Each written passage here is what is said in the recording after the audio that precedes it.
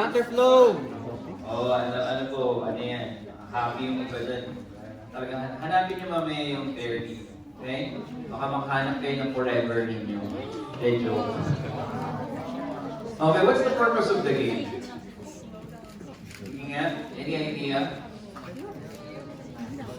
Para hanapin lang ba yung pair or yung match nyo? Okay? What's the title of our message again?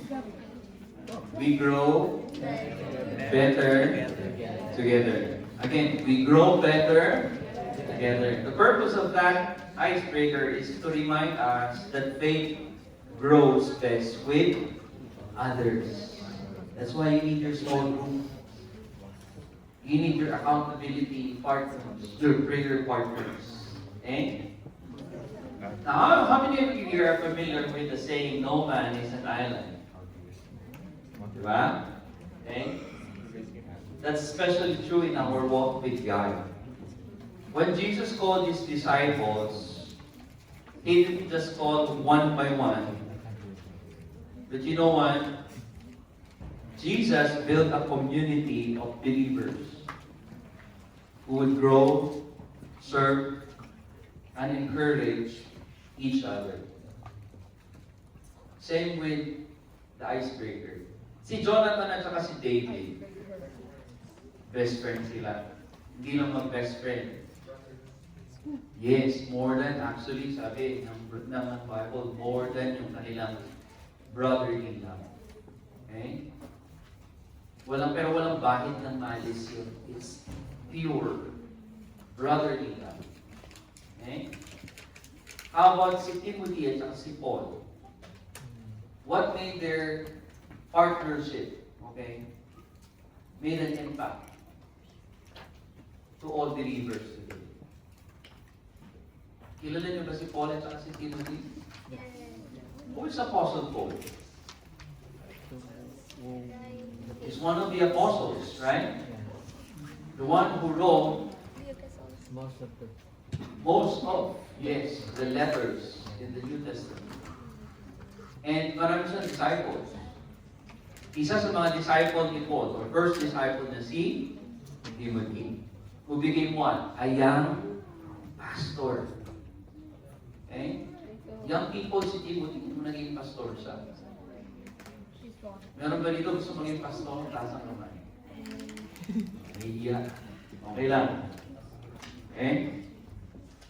Now after Jesus ascended to heaven, the early believers, okay, who follow the example of Jesus Christ, okay, especially during the diaspora's time, the dispersed, during the great persecution, they really scattered, okay, not having fear, okay, of the persecution, but they know that there is a commandment that they need to do. And that commandment is to go and make disciples of all nations. So they grow together, they learn from one another, they eat together, they have fellowship in Alwada. Although during that time wala pang Alwada, pero meron din silang fellowship. Okay? And not only that, they worship together. If you will read the whole chapter 2, they worship together, they have fellowship, they do evangelism, they pray, they care, and they share. They point people to Jesus Christ. And they committed their lives to make a followers of Jesus Christ, a committed follower of Jesus Christ, who will make a committed followers of Jesus Christ.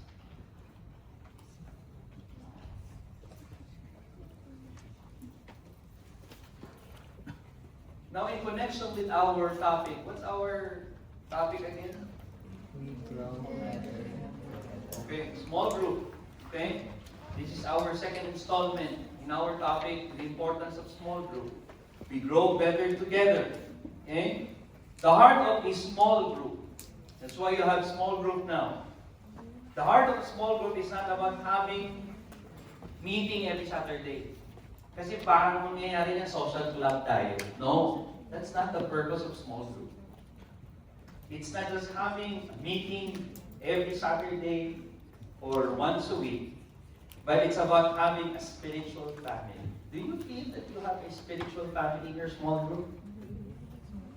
Yung mga girls, yes. Yung mga boys, parang NR. Boys, do you feel that you have a spiritual family in your small group? Yes. Talaga naman, mga astig, yes. That's the goal. Counterflow. In a small group, you can ask an honest question. Maybe you can share something that you're experiencing right now. Maybe a struggle or a difficulty, a dilemma. I don't know. That's your spiritual family. These people in your small group can help you. You can learn from them. They can learn from you. You can encourage them and they can encourage you. Paano ko masabi? Because I have lots of small group experience in the past. Maybe yung mga kuya atin nyo, you can ask them. That's one of my support group. One of my support groups, especially when I was in college. When I was in the seminary. I have a small group inside the seminary. I have lots of small group outside. Especially in our church. Why? Because I need prayer partners. Yeah. Especially if I'm making my thesis, my final thesis about planting church. If I have midterms and final exams. Most especially in my last year in the seminary, because we have what we call oral exam, where there's a lot of professors, PhD, doctors of theology who would ask, who will throw an issue or maybe a major doctrine or debatable doctrine in the Bible, and you really need to answer that with a reference from the Bible, not from your opinion. I need a support group. I need people who will not judge me. Amen? I need people who will take care, who knows how to care. Meron ka man o wala. Okay? I need people who will support me, especially in major crossroads. When I say major crossroads, major decisions in life.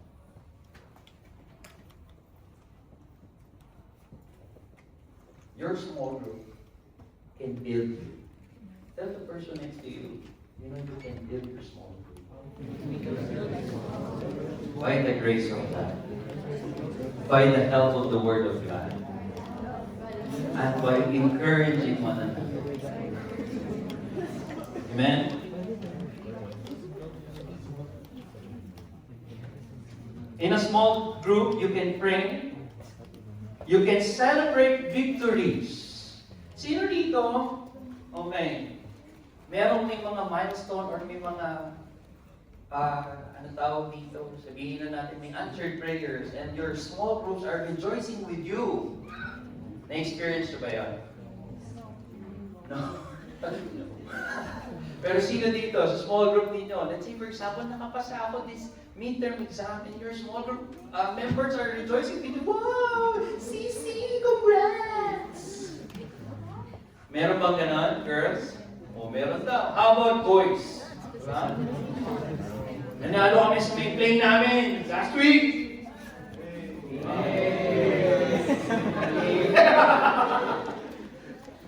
Mga boys, boring na joke.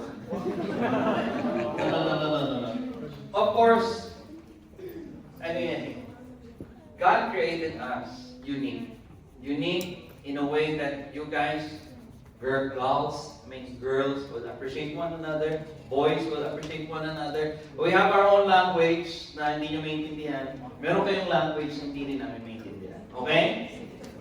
But the most important thing is, when we go together, okay, and we help those people in Calatagan, Kasiguran Island, Aurora, Philippines.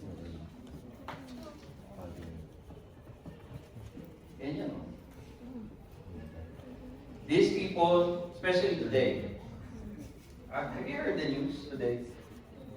Today is I think the landfall of the super typhoon in the Philippines. And last week or last 3 days ago, the Visayas side, or especially in Cebu, there's a lot of people who lost their loved ones and lost their house, properties, everything, because of the great flood. Not the great flood from the Old Testament.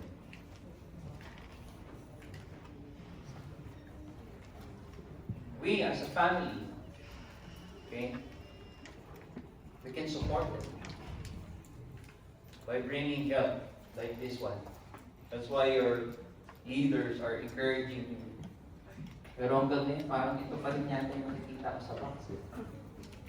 Ay, meron na. Meron ba? Ito, ito lang. Marami. Marami? Yun, marami na daw pala. Pwede ba natin panampakan si Lord sa akin?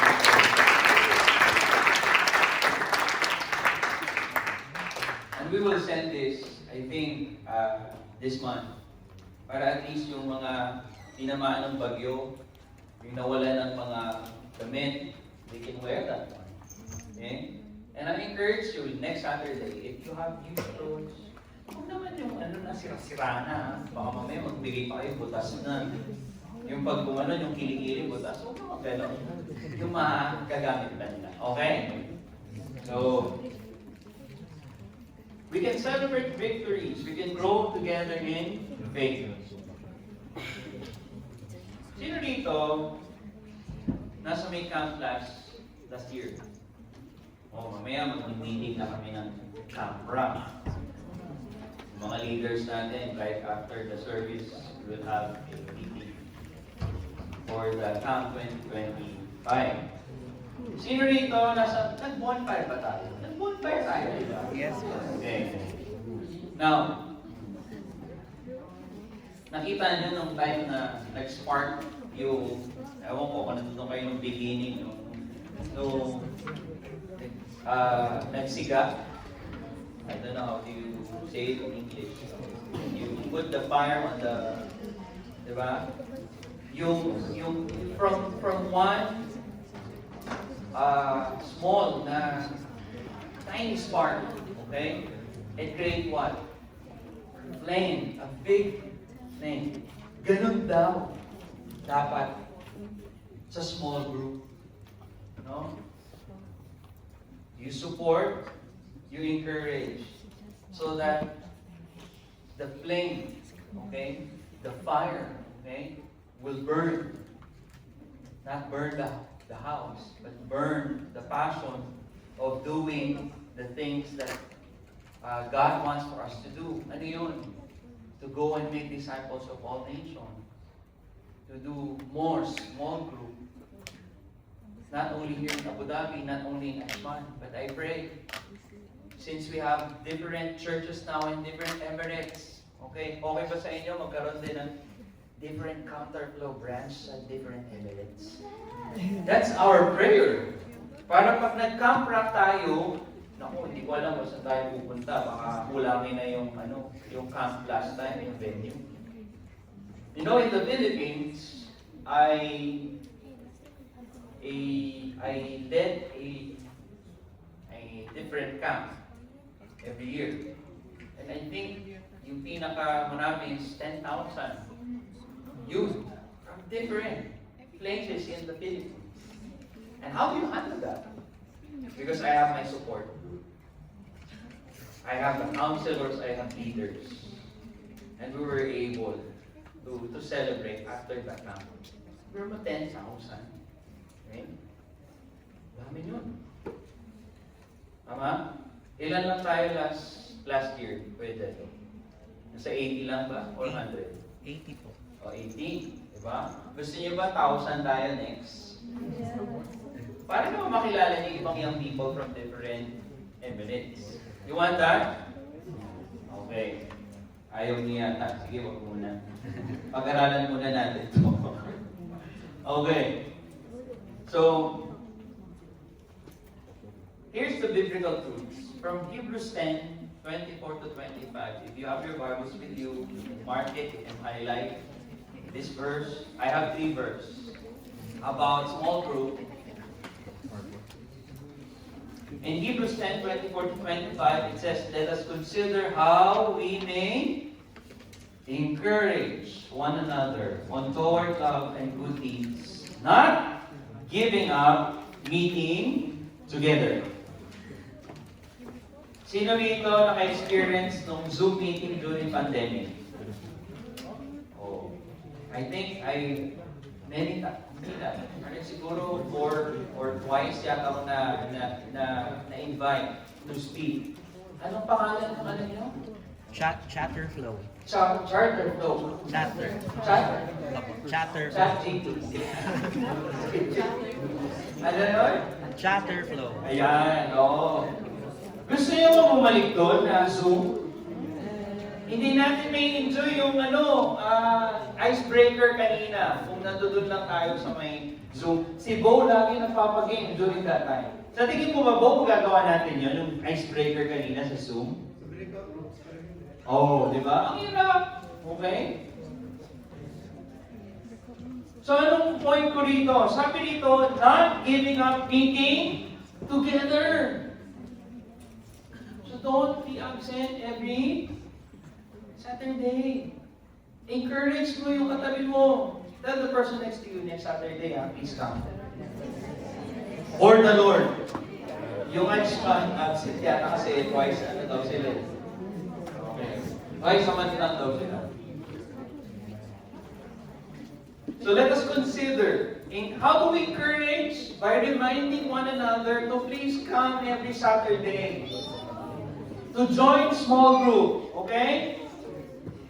Next verse, Proverbs 27 verse 17.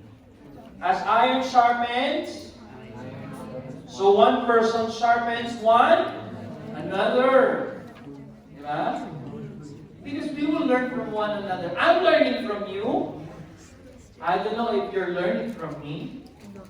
But I learned a lot from you guys.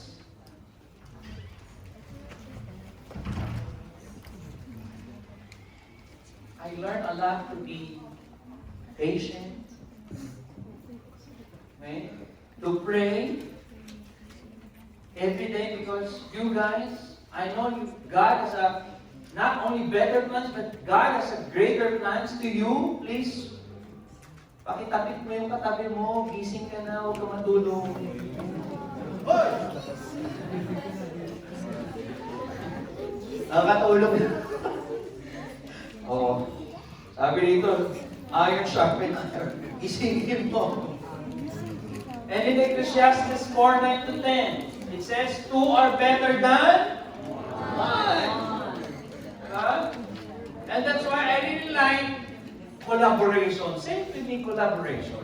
Collaboration. I really like that. Actually, every time there is a project, every time there is a ministry opportunity that, God will assign to me, that's one thing that I have in my agenda. I need collaboration. I need people who will collaborate. I need a lot of minds, not only 1, 2, or 3. Mas maganda na yung kapag maraming magagaling, edi mas madali yung gawain. Pag maraming mas marunong, okay, di mas madali. Pag maraming creative, mas maganda. Kasi hindi lang isa. Okay? And that's the power of friendship. Small group or collaboration. Now here's my challenge, young people, before we go on to our discussion question. Don't just go every Saturday. Or don't just go to your journey in life alone, but be part of a group that helps you grow, pray, and walk with Jesus every day. Okay ba yun? So here's my challenge to men. Okay, to the men, to the boys. Show up, open up, and grow up together. Sa girls din, show up, open up, and grow up together. Because we grow better together. Now, kuya and ates, go to your small group and we'll have our discussion questions for 10 minutes. Thank you so much. After your